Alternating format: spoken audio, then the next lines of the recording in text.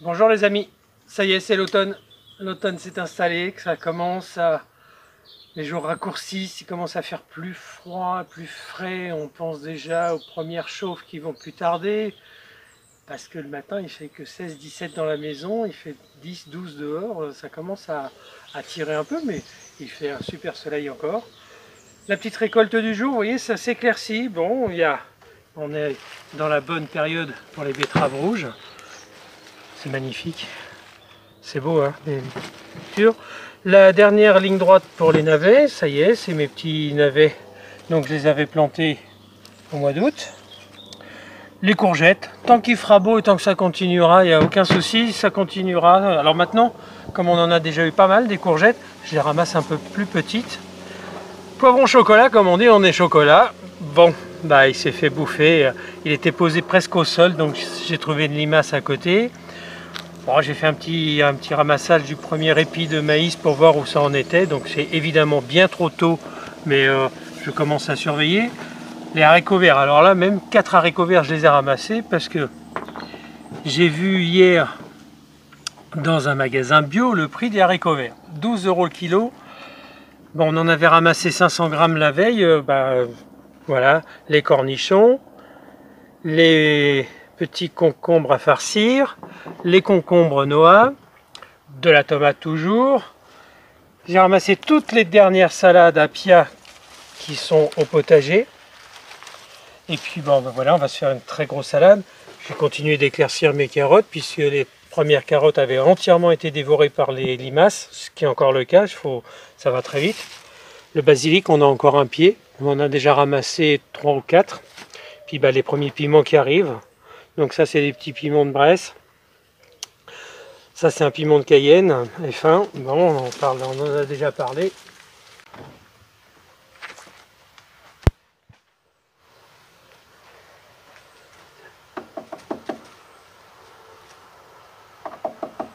L'automne, c'est aussi la période où on commence à préparer son printemps, c'est aussi la période où on finit la saison. Comme je vous ai dit, on ramasse maintenant tous les bénéfices de nos cultures et de nos plantations. Je vous avais parlé fin du mois de juin, et ceux qui sont venus à la journée porte ouverte avaient vu juste le compost qui avait été mis en route. Donc le compost a fait son travail, donc il a fait plus de 3 mois et demi. Et donc je l'ai sorti hier. Regardez, donc la culture du compost, ça devient quoi? Ça devient du terreau. On a un terreau remarquable, une terre riche, riche, riche. C'est magnifique. Donc je vais pouvoir mettre tout ce terreau dans la partie que je vais mettre en jachère cet hiver. Et maintenant je vais recommencer à faire du compost pour avoir mon terreau au printemps pour pouvoir faire mes plants et mes semis. Tout ça en pleine terre, bien sûr. Et puis bah voilà, donc là vous voyez c'est tout propre. Bon bah c'est une aire de jeu à Arouën, hein. Voilà, normal, il faut bien qu'elle vienne visiter tout ce qu'on fait.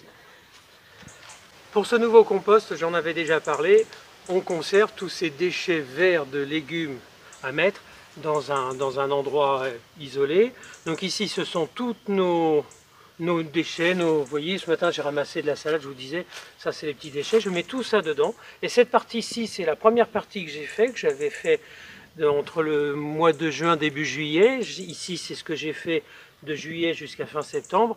Je vais récupérer cette première partie où j'ai mélangé des feuilles, je vais retourner ça, je vais remettre des feuilles dessus, et puis etc., etc., etc., on tourne en permanence. Et puis ben, là ça va bientôt être le début des aromatiques pour certains aromatiques. Je suis en train de préparer une aire d'aromatiques et je vais vous montrer ce que je suis en train de faire.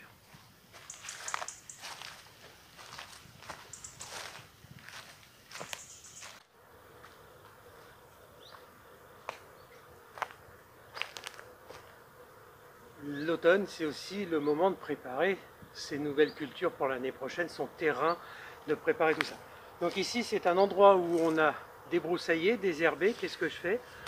Je ramasse toutes mes herbes de tonte. Toutes les semaines, je tonds le pourtour du potager, notre petite herbe pour recevoir nos camping-caristes. Je fais ça, donc j'ai pas mal d'herbes.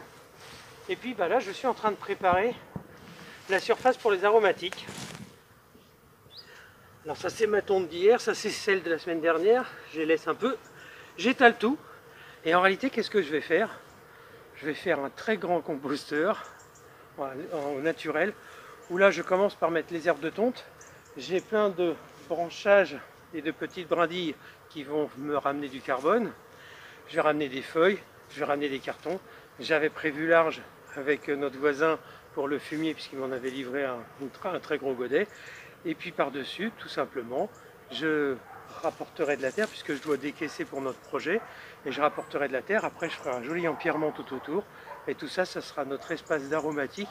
Vous l'avez compris, l'importance de la terre. Quand on prend un jardin qui est tout neuf, la terre n'a pas été travaillée, donc on commence, elle est remplie de tout ce qu'il faut pour que ce soit bien, c'est assez facile. Mais le danger de la culture, même si on alterne les légumes, c'est que la terre a fini par s'épuiser. Alors nous, pour lutter contre ça, qu'est-ce qu'on fait? On laisse 1/8 de notre potager tous les ans, c'est à peu près ce que j'ai calculé, de façon à pouvoir faire une jachère florale et faire un apport très important de fumier, de compost, de matière organique, enfin vraiment beaucoup de choses de façon à ce que notre terre soit très belle et ne s'appauvrisse pas. Les carences de la terre, ça vient très souvent du travail de l'être humain. C'est-à-dire que quand on travaille de trop, qu'on arrose de trop, il y a trop d'humidité, il y a trop de calcaire, on a trop travaillé la terre en profondeur, tout ça, ça fait que la terre s'épuise plus facilement. Donc après, il y a aussi des conditions climatiques qui font que, par exemple, nous, cette année, le terrain a été délavé pendant 3 mois. On a eu des problèmes de potassium et surtout d'azote parce que nos légumes étaient en train de jaunir. Bon, donc il y a le potassium, il y a le magnésium, il y a l'azote et puis il y a le phosphore organique. L'azote est très importante dans le potager. Pourquoi? Parce que ça favorise la croissance des tiges, des feuilles et des racines de vos légumes. S'il n'y a pas assez d'azote, vous n'aurez pas d'acide aminé qui favorise la provenance des protéines dans vos légumes.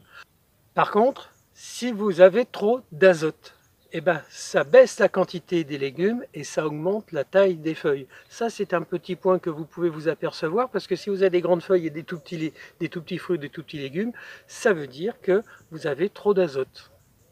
Non, je ne suis pas en transpiration, je viens juste d'aller attraper Arwen qui était monté sur la toiture de la serre. Je l'ai attrapé en vitesse parce que si elle prend cette habitude-là sur la nouvelle serre, elle va nous faire plein de petits trous avec ses griffes. Donc je me suis collé à la serre et non, je ne suis pas trempé parce qu'il ne fait pas très chaud, il fait bon, il fait doux. Donc, je reviens à mon sujet, le magnésium. S'il n'y a pas assez de magnésium, ça veut dire que les plantes n'ont pas une bonne photosynthèse et n'absorbent pas suffisamment l'énergie du soleil. Comment on s'aperçoit de ça? Eh bien ici, vous en avez le type même, c'est que les légumes ont tendance à jaunir ou changer de couleur. Vous voyez, je les ai traités, j'ai mis tout ce qu'il y avait, mais j'ai pas mis de magnésium.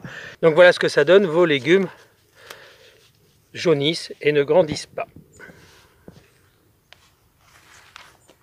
La carence de magnésium pour un légume, ça se trouve dans quoi? Dans le trop d'arrosage, que ce soit par la pluie ou par le jardinier. Il y a trop de calcaire dans la terre, donc souvent quand il y a des terrains pierreux, eh ben, vous avez trop de calcaire, ou tout simplement parce qu'on a mis de la chaux dans la terre. Donc voilà, nous, c'est tout simplement parce qu'ici on sait qu'on est sur une veine d'argile, que la terre est un peu fragile, donc cet hiver ça va être notre zone de jachère florale, tout cet espace ici, et on va le bloquer de façon à pouvoir augmenter les capacités de ce morceau de terre.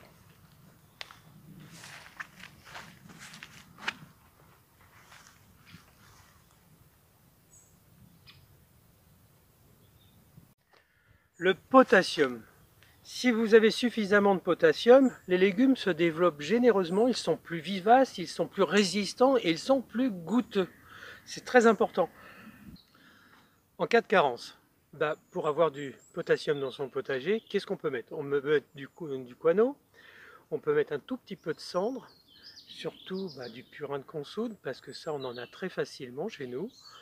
Et après, sinon, il y a le sulfate de potassium qui est un produit bio que l'on peut mettre aussi, mais bon, je pense que le purin de consoude, ça fait très bien l'affaire aussi. Le phosphore organique. Qu'est-ce que c'est? En réalité, c'est ce qu'apporte le compost et le terreau dans votre terre quand vous avez fait votre compost. Pourquoi on fait ces apports de fumier, de terreau? Parce que tout simplement, la dispersion du phosphore organique est lente. En faisant des apports de terreau qui vient de votre compost donc dans votre terrain, vous amenez le phosphore organique et vous aurez des légumes qui seront beaucoup plus beaux. Voilà, je vous ai à peu près tout dit, vous avez compris. Dans un terrain, ça se regarde, il faut penser qu'on a une rotation de culture sur 4 ans, il faut penser à renouveler la terre, renouveler votre cheptel, à bien prendre soin. Vous pouvez aussi faire des analyses, mais déjà avec ces éléments-là, c'est pas forcément la peine d'aller faire des analyses tout de suite pour votre terrain. Vous regardez, si c'est jaune, bah vous savez ce qui vous manque, si vous voyez, et après il faut préparer son terrain. Donc ça se prépare largement en avance. Donc là, je vais préparer la zone de jachère florale avec le terreau que j'ai fait via mon compost, et puis je suis en train de préparer le nouveau compost pour le printemps, quand on aura besoin de faire nos amendements pour nos cultures. Voilà, vous savez, c'est une énergie complète, le potager. C'est tous les mois, il y a quelque chose à faire. Donc nous, en Bretagne, on a pris le parti de ne pas travailler trop sur l'arrière-saison parce que le climat ne le permet pas toujours. Bon, là, on aurait pu planter plus de choses, mais on est content. On a des haricots verts, on a des petits navets, on a de la mâche, on a plein de choses, donc tout va bien. Et on a encore des tomates, on a bientôt les potirons, les petits marrons, et puis ça, et puis les patates douces, bien sûr, qui vont être à ramasser. On a aussi les choux cabus d'Alsace, on a des choux frisés, on a encore du brocoli. Et puis il y a aussi les betteraves rouges, on a les fruits rouges en ce moment, et puis il y a tous les haricots espagnols, les tarbais qui arrivent maintenant. Et quand vous regardez, ça sera notre image de la fin pour aujourd'hui, quand on est ici, si Sandrine veut se tourner, et vous avez tous nos tipis avec les tournesols. C'est vraiment quelque chose qui est bien parce qu'on a remonté le terrain qui est déjà en pente, on l'a accentué pour lui donner une image de hauteur. Voilà les amis, je vous laisse sur ces belles images avec tous nos beaux tournesols. Ils sont magnifiques. Coucou les amis, j'espère que vous allez tous très bien. Je suis dans l'écossage de mes haricots tarbés. Thierry a ramassé les premiers tarbés. Alors là, on va se faire une cuisine de haricots frais. Puisque pour l'instant, en l'état, ils sont encore tout frais. Je vous montre. Voilà, voilà nos tarbés. Ils sont pas secs, les gousses sont sèches, mais le haricot à l'intérieur, il est frais. Donc on peut le cuisiner. Sinon, on peut aussi faire sécher les graines et puis les garder en sèche et les manger plus tard. Alors, ces haricots tarbés, on a eu quelques questions il n'y a pas longtemps. Le haricot tarbé, quelle est sa spécificité? D'abord, comme son nom l'indique, il vient de Tarbes. Il est cultivé dans les Hautes-Pyrénées, à Tarbes. Si vous voulez des graines de haricots tarbés, il faut vous adresser à la coopérative de Tarbes. Vous leur commandez des graines, ils ont un site internet et vous les recevrez à la maison. C'est un haricot qui a la peau très fine, qui cuit lentement, qui a une peau très fine, qui a une saveur très douce. Il a vraiment un goût très très particulier, un goût unique. Il n'a pas du tout le même goût que le coco de Paimpol, qui est excellent aussi, mais moi perso, je préfère le tarbé. Le tarbé, c'est le haricot du cassoulet par excellence. Donc si vous ne connaissez pas ce haricot, qui pousse très facilement, il n'y a pas de souci. Cette année, il a manqué un petit peu de chaleur, mais sinon, il pousse sans problème. Alors attention, ça monte très haut, vous avez vu au jardin. Il faut faire des grands tuteurs pour qu'il puisse s'y accrocher. Mais c'est vraiment un super haricot, je vous conseille fortement de le cultiver. Tentez l'aventure l'année prochaine, n'hésitez pas. Et vous verrez, vous allez vous régaler. Allez, je continue mon petit travail. Thierry est au potager. On n'a pas fini, septembre, c'est gros mois de boulot. Et puis je pense que octobre va être pas mal non plus. Allez, à plus tard. Bon, tout compte fait, je vais pas vous dire au revoir tout de suite. Je suis passé au jardin, donc ce sont les 4 tomates de l'année. Numéro 1, une tomate potiron, 750 grammes. La numéro 2, tomate potiron. Oh la vache. Elle est un petit peu plus petite, elle fait que 700 grammes. Une autre, c'est énorme. Elle ne fait que 500 grammes. Et la petite dernière, qui fait 300 grammes. Voilà, donc... Elle a une tomate, déjà tu as une salade pour 4 personnes quoi. Nous avons ici 2 kilos.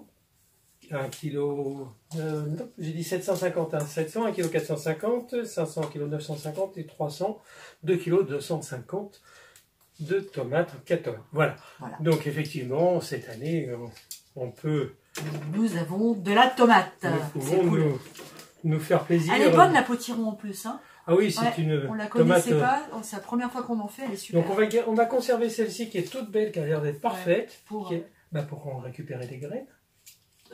Tu veux tenter les graines? Ah bah oui, quand même. Sur des pour la potiron au moins. Ouais, sur la potiron, allez, sur on va faire ça. sur 2-3 variétés qu'on a qui ont été Ouais, excellentes cette année. Pas beaucoup de semis, mais non, okay, mais c'est juste pour le plaisir. Et puis ça, c'était marche. quelque chose. Et puis ça a de l'odeur, quoi. Bon, allez, je vais vous dire au revoir dans le potager du coup. Salut! Juste peut-être tout petit mot de plus. Commencez à ramasser les graines de vos fleurs, c'est le moment. On a commencé nous ramasser les graines de fenouil, on commence à ramasser les graines de capucine, les graines de souci. Là j'ai ramassé plein de petites graines, je commence à préparer ma jachère florale pour l'année prochaine. Je vous embrasse très fort, à bientôt.